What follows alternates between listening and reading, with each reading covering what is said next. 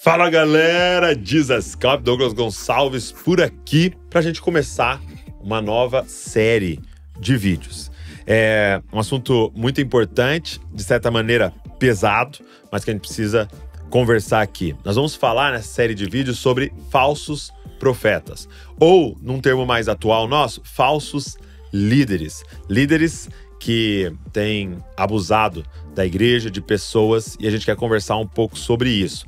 Então vão ser alguns vídeos para a gente entrar mais a fundo, olhando para as escrituras, sobre esse assunto tão urgente e tão importante. E claro, para falar isso comigo aqui, meu amigo Fábio Coelho. É nóis, amigo.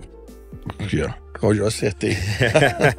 Inclusive, nós estamos lançando aqui no Dizascope um livro do Fábio chamado Falsos Profetas, como identificar falsos líderes na igreja, e eu tenho certeza que vai te abençoar muito, mas a gente quer falar um pouquinho e daqui a pouco a gente volta para falar mais dessa obra, desse livro que vai ajudar a igreja em relação a isso. Mas vamos embora para o vídeo de hoje.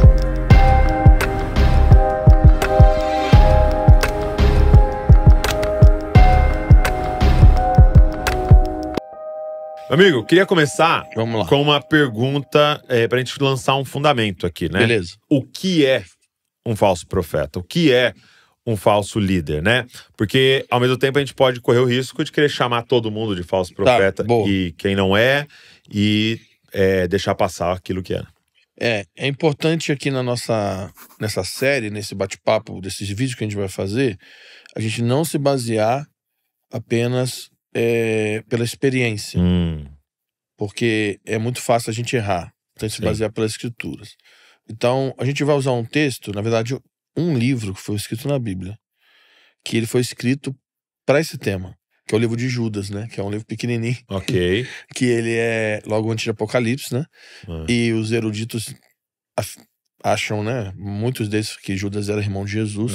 Então, ele escreve um livro, uma carta, e não é uma carta para uma igreja específica, né, uma carta geral, para alertar acerca de falsos profetas, falsos líderes. Então, o primeiro ponto que eu queria salientar é que nós não vamos falar por meio da nossa experiência, da nossa má experiência, nós vamos falar por meio da escritura. E o segundo ponto é que esse assunto não é novo. Não.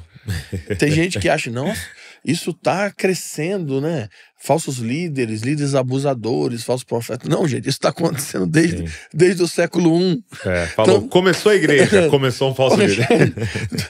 No século I, na igreja apostólica, os apóstolos do Cordeiro estavam vivos e já tem uma carta que está sendo escrita para alertar sobre esses falsos líderes, esses falsos irmãos. Então, eu quero, para a gente responder a pergunta, o que é, eu queria ler Judas 1, né? Só tem um capítulo mesmo.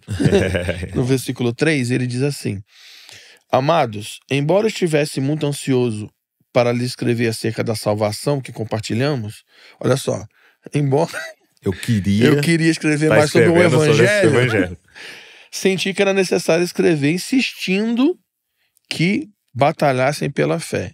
Então, eu vou continuar insistindo para que vocês lutem pela fé. Ou seja, lutem pelo evangelho. E aí ele vai continuar dizendo por que ele está insistindo que a igreja deveria lutar pelo evangelho, lutar pela fé. Aí ele diz, insistindo que batalhassem pela fé de uma vez por todas, confiada aos santos. Por quê? Pois certos homens cuja condenação já estava sentenciada há muito tempo, ou seja, certos homens que vão para o inferno, infiltraram-se dissimuladamente no meio de vocês. Esses são ímpios e transformam a graça do nosso Senhor Deus em libertinagem e negam Jesus Cristo, nosso único soberano Senhor. Então, Judas ele dá uma luz para a gente do que é um falso profeta.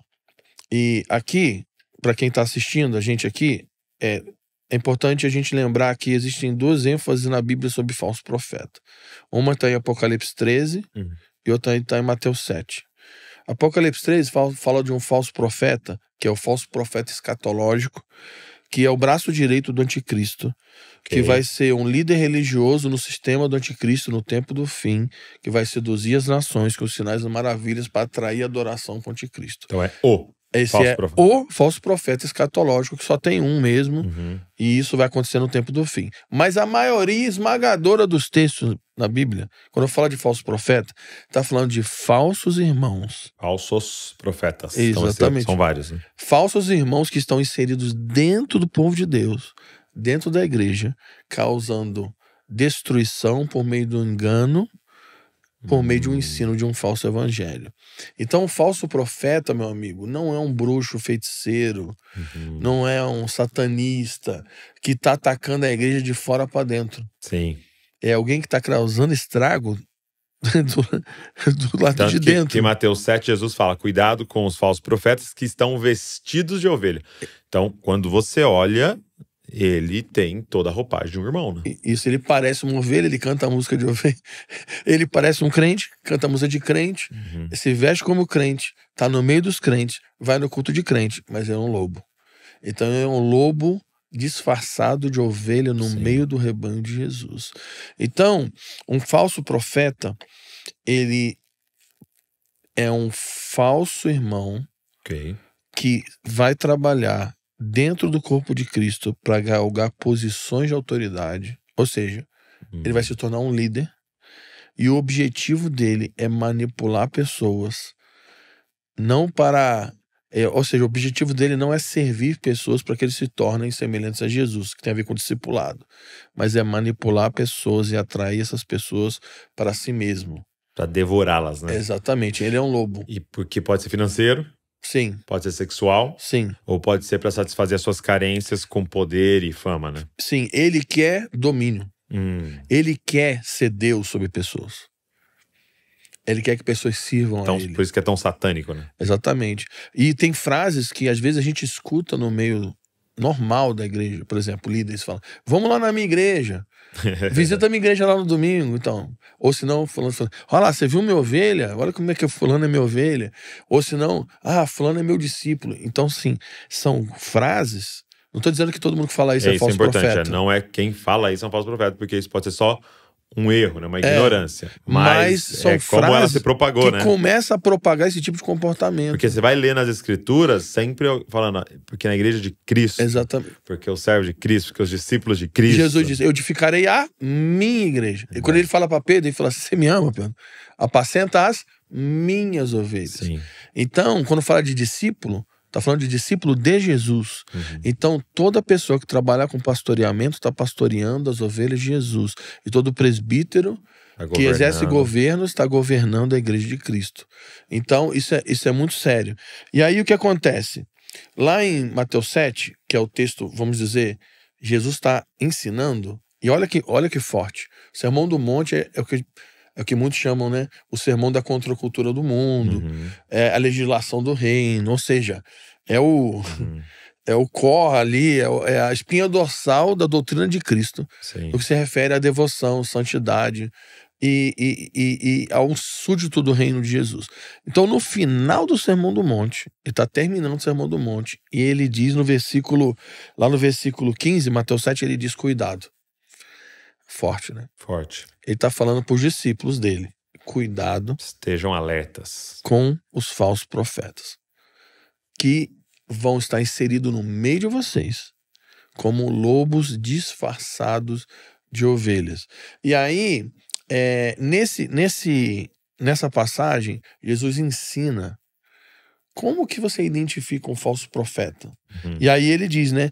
Que é pelos frutos você vai conhecer ele. Então ele diz, né, que uma árvore como que é a expressão que ele usa? Ele vai falar... Não tem como pegar bons frutos de árvore ruim. Isso, ele não vai dizer, por exemplo, uma figueira não vai dar espinho e tudo isso. E ele vai falando sobre fruto.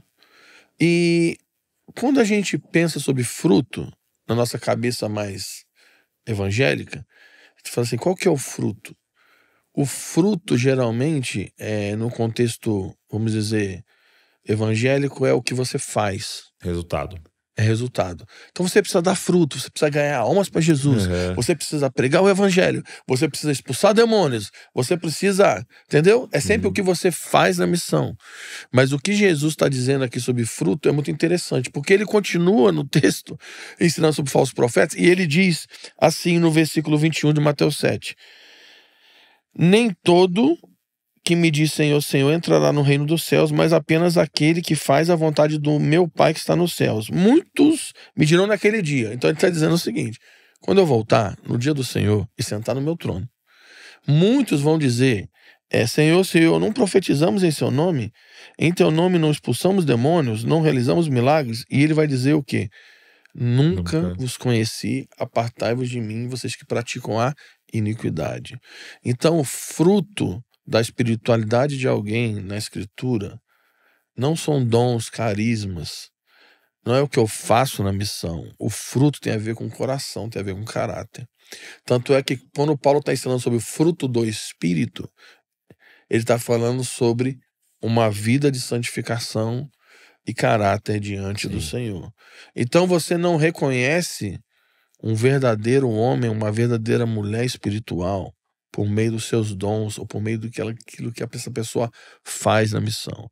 Você reconhece se era um verdadeiro irmão, uma verdadeira irmã, é por meio do seu coração e por meio do seu caráter, por meio de uma vida que está sendo desenvolvida pela santificação. E é interessante Judas dizer, né, que eles negam a Cristo, eles negam a Jesus. E aí você pode pensar, não, mas o fulano lá, ele fala em nome de Jesus, ele tá pregando, ele abre a Bíblia para pregar, né? E dá para pregar, para falar Jesus, para abrir a Bíblia, e a sua vida nega Cristo, né? E aí, para mim, o que é esse Cristo? É entrega, é cruz. É aquele que veio para dar a vida e servir, né? E o que é o anticristo, né? É aquele que devora. É aquele que toma, é aquele que abusa, é aquele que manipula para os seus próprios interesses, né? Então, ele pode estar falando de Jesus a pregação inteira e agindo nesse espírito que é anti-Jesus, anti-Cristo, né? E hoje em dia, o que a gente vê, as reações são estranhas das pessoas. Por exemplo, vamos pegar um exemplo aleatório.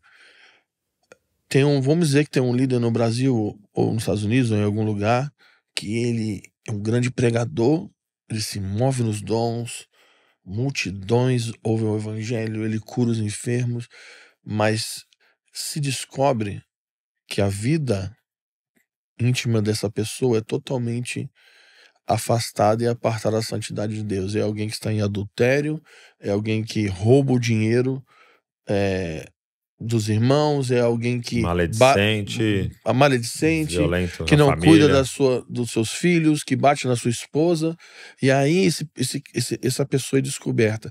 E o que me assusta, Douglas, é que imediatamente após a queda desse homem, que na verdade ele não caiu, não estava caído, ele nunca teve de pé. Imediatamente a descoberta dessa vida secreta já começa uma mobilização para restaurar o ministério dessa pessoa. Olha que interessante. Precisamos restaurar o ministério dessa pessoa. Por quê? Porque o ministério dele é importante para o corpo de Cristo. E o que para mim é louco, porque você vê poucas pessoas querendo restaurar a pessoa. O casamento. Olha só, restaurar o ministério. As pessoas precisam... O que as pessoas... Nós precisamos restaurar o serviço dessa pessoa. Entendi. E aí até essa restauração é egoísta, né? Não, porque eu quero que... que ela continue me servindo ali nesse seu dom, né? Mas ninguém tá falando, vamos restaurar a pessoa. Sim. Vamos restaurar o casamento, o relacionamento dele com os filhos, o relacionamento dele com o dinheiro. Porque vamos pensar agora, em português claro, se ele é um falso profeta, e ele está usando a plataforma para benefício próprio e para abusar de pessoas, esse cara é um falso irmão. E vamos dizer que esse cara, em algum momento, ele é confrontado, ele se arrepende. Beleza? Esse cara acabou de se converter. Exato. Ele é um neófito. E ele precisa de passar por um profundo processo de evangelização pelo verdadeiro evangelho e discipulado para que ele possa desenvolver devoção, santificação e vida com Deus. mas as pessoas estão mais preocupadas com o que ele fazia A volta do serviço. do que com a pessoa dele. Sim. Então, Jesus está dizendo que ele não está muito... Que o que a pessoa faz não é o mais importante. Porque eu sempre falo isso e às vezes as pessoas ficam chocadas, mas isso é fato. Deus pode usar alguém que ele vai mandar para o inferno. Pode. Deus pode usar, Deus usou Judas. Uhum. Jesus deu autoridade para Judas para curar enfermos, expulsar demônios e pregar o evangelho. Tem um texto na Bíblia que Deus revelou a Nabucodonosor a história da redenção por meio de um sonho. Um imperador totalmente endemoniado. Sim. Deus usou aquele homem. E ainda Daniel vai lá para interpretar o sonho da história da redenção e do reino do Messias, do Cristo, Sim. da pedra que... Bom, Deus tem um texto na Bíblia que Deus fala para Ciro: você é meu ungido, eu te escolhi, eu vou destruir os inimigos diante de você e eu vou usar você para o meu propósito, embora você não me conheça. Então Deus pode usar pessoas que nem crentes são. Deus pode usar uma mula. Deus pode usar qualquer um. Sim. Só que o que Jesus está dizendo, o que Judas escreve uma carta inteira, é que nós não podemos estar alheios a isso. Sim. Nós precisamos lutar pela fé. Nós precisamos ter cuidado Estar e discernir alertas. quem são os verdadeiros irmãos, quem são os verdadeiros líderes. Que nós estamos nos relacionando, não pelas suas capacidades, pelos seus dons, pela maneira que ele prega, mas pela maneira que ele vive. O fruto está relacionado ao coração. Caráter. Não está falando sobre os dons. E aí, só para a gente deixar claro, o que Paulo fala em Gálatas 5? O fruto do Espírito, Gálatas 5, 22. O fruto do Espírito é amor, olha o fruto, alegria, paz, longanimidade. Isso é tão difícil que eu não sei nem falar. Longanimidade, eu não sei falar isso também. Benignidade, bondade, fidelidade. Olha, mansidão, olha que bênção. Sim. Só, né? Mansidão, você tem que orar por mim no final. Domínio próprio. Contra essas coisas não há lei. E uma coisa que eu sempre paro para pensar, Douglas, em muitos lugares que eu fiz parte, que a gente fez parte, nós mesmos, as pessoas com mais carisma, a gente dava o púlpito para pregar, e as pessoas com mais caráter a gente pedia para cuidar de carro na entrada. Muito forte isso. Não que cuidar de carro seja algo menor, mas você entende? Mas de nível de influência, né? Mas quem tem mais influência? Quem está pregando no domingo? Quem está pregando para 2.000 pessoas ou quem está servindo os irmãos lá na entrada? Então, acho que a gente tem que mudar isso. E até com esse coração que a gente está lançando falsos profetas, né? Eu acho que esse início, né? A gente está gravando esse vídeo no segundo semestre de 2024. Esse início de 2024 foi muito conturbado, né? E com muitas histórias e muita coisa acontecendo. E a gente vendo muita coisa. E eu acho que a gente precisa dar uma resposta, né? A gente não pode ser aqueles que consomem notícias ruins, mas que não se levanta para, de alguma forma, contribuir para a redenção. E esse livro é pensando nisso, né? Aqui tem definições, logicamente, ainda mais profundas do que isso. A gente só gastou alguns minutos aqui para como identificar isso. E não só como identificar no outro, mas principalmente como identificar isso em mim, como identificar isso crescendo em mim, para que isso morra dentro de cada um de nós. Então é um trabalho de prevenção antes de ser uma denúncia, né? Aqui tem relatos de histórias reais que aconteceram, sem expor o nome de ninguém, mas para que você fique muito claro, você entenda o que realmente é esse falso profeta, e também um protocolo para que igrejas possam usar, para que trabalhe-se na prevenção e que a gente possa proteger essa posição de liderança que é tão... que deve ser tratada com tanto zelo, né? Sim, quando o Senhor nos confia. Tem 3 pontos que são cruciais nesse livro, que é você olhar para si mesmo, para ver se em nós existe alguma marca, algum comportamento que pode nos levar a nos tornarmos um falso profeta.